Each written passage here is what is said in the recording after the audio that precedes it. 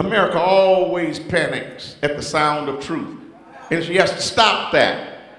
She has to stop that. And have you noticed that whenever America learns something new, Jay, about us, she always gets nervous?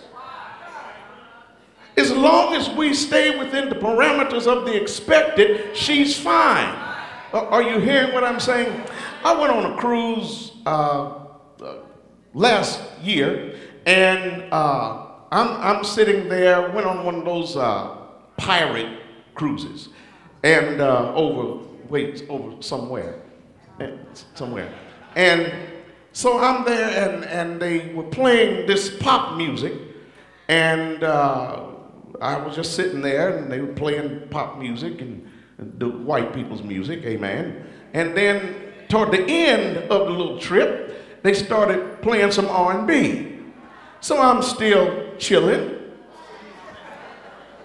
So some white people get on the floor of the boat, and then one big fat white guy turns to me, now not bothering anybody, turns to me and says, "Come on, why don't you show us how to do it?" Well, bud,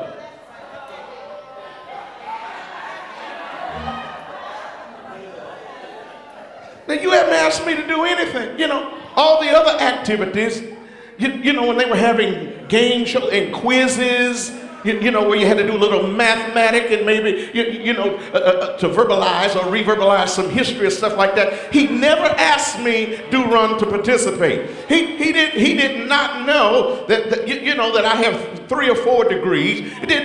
You understand what I'm saying? He didn't know that I'm a businessman, I'm a developer, I'm a designer. No, the only thing he sees is a new day, step and fetch it. And all he sees is, you're the only black one here, so obviously you're the one that's going to teach us how to dance. No, no. And I said to him, I'm straight.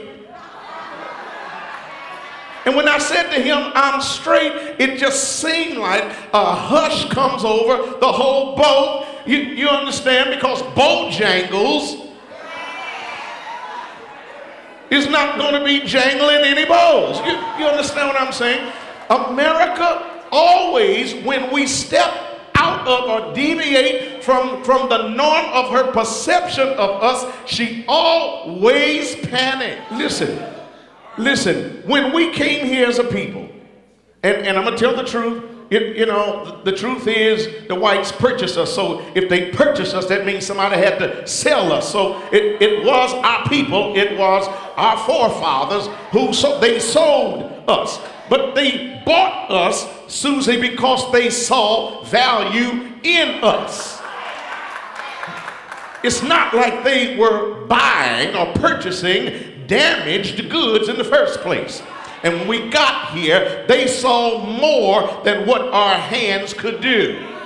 They saw our head because we were a disciplined people. We were a people full of custom and tradition. We had a doctrine as a people. And they saw that we had a head, and they saw we had a head that was full of ideas. And when they got us here, what they decided to do was to attempt to beat ideas out of our heads. Because, Alice, the reality is, they saw that one of these days that we might have the ability to reason our way out of this prison. Yeah, and then security, they learned one day we can learn, and they panicked. I said they learned. Come on, preachers. They learned that we could learn, and then they panicked. And so it was against the law to teach us how to read, and they would beat up their own relatives. Massa would whip his own sons and daughters for sneaking out in the outhouses and the huts to teach us how to read under candlelight. Panic, panic, panic.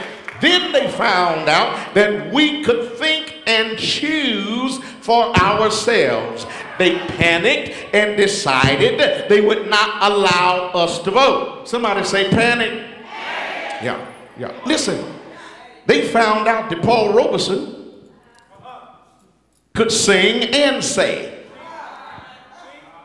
they found out Paul Robeson could act and take action.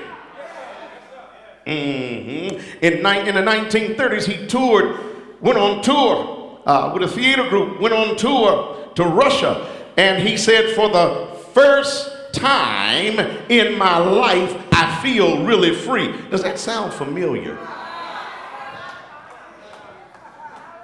And out of that statement, they decided to panic. Exiled him, blackballed him. Well, they learned that one day we couldn't just fight. They learned we could box. Jack Johnson, the first black heavyweight in history, he won the title in 1908 from a guy named Tommy Burns, because Jim Jeffries wouldn't fight him because he was black. But he won it from Tommy Burns, but they would not give him the title until 1910, until he fought Jim Jeffries. Panic, panic, panic. Then he whipped Jim Jeffries. Panic, panic, panic. And they set forth a law that would not allow any movies or films to be played of Jack Johnson knocking the out of any white man. They panicked. Then they found out that white women liked Jack Johnson. So then they put a law on the books that made it illegal, honey, for a black man to transport a white woman across state lines. Panic, panic, ran him out of the country. Panic. Whenever we are about to destroy their pigs, they always panicked. Then they learned that we could achieve academically and compete with them side by side. So in 1963, George Wallace, down in Alabama, he panicked, stood in front of the door of the school and swore before God and everybody that a nigger would never go to school with the white kids in the state of Alabama. Panic! America, don't hold this against Michael Bell. I love you. I'm just speaking truth. Then they learned that we could stand up by sitting down. December 1st, 1955, Rosa Parks showed them that we can stand up by sitting down. Bus driver went to her as she was sitting in her own section. And I don't know whether or not you all know it, but the law then, the law about segregation on the bus, never mandated that a person get up and give somebody a seat that they already occupy. But he goes to her, sitting in her own section, says to get up. She says, "Sir, I will not." He said, "I'm going to call the police." She said, "Well, sir, you just do that." And what did America do? Because what she was doing was, she was showing that that demon of circumvention, that demon of sorrow, and that demon of self-hatred had been cast out, had to go somewhere, went into the pig of segregation. But after she stood her ground, they saw Mr. Blake, the bus driver, saw that pig drowning.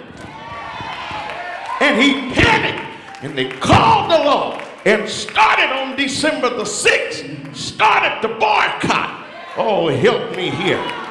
And all that boycott was about, it was just drowning and killing some more of America's unclean wicked pigs for profit.